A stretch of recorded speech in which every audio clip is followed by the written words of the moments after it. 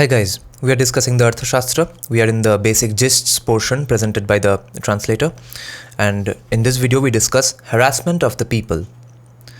Using the technique of comparing two different calamities afflicting the people, Kautilya pinpoints the harassment that could be visited on the people by those in positions of power and authority.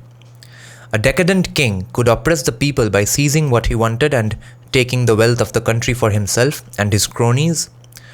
Quarrels within the royal family could result in harassment. The king's favorite queen or concubine might be her waywardness cause. The king's favorite queen or concubine might by her waywardness cause harm to the people.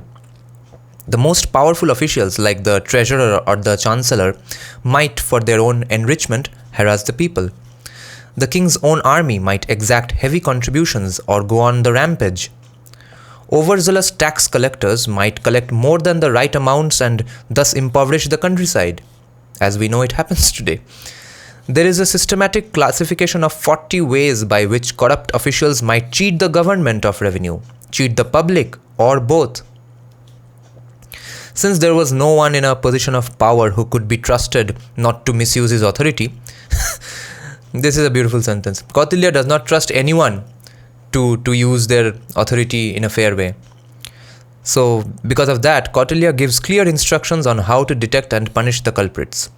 For example, people who had suffered at the hands of corrupt officials were compensated after issuing a proclamation asking such victims to come forward.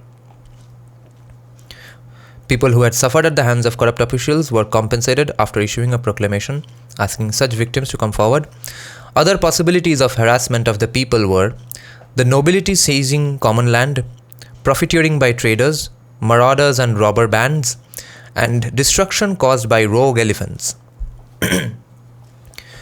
Chapter 4.4, which we will get to much later, is wholly devoted to detecting the activities of 13 types of persons who amassed black money by illicit means, that is, village officials, head of departments, judges, magistrates, perjurers, instigators of perjury, extortioners, practitioners of the occult, black magic or sorcery, poisoners, dealers in narcotics, counterfeits, and adulterers of precious metals.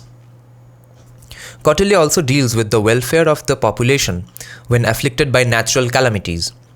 The relevant verses have been brought together in this translation under Acts of God in 2.4. Keeping grains and other products as reserve stocks and building forts as places of refuge were part of the system of protecting the people.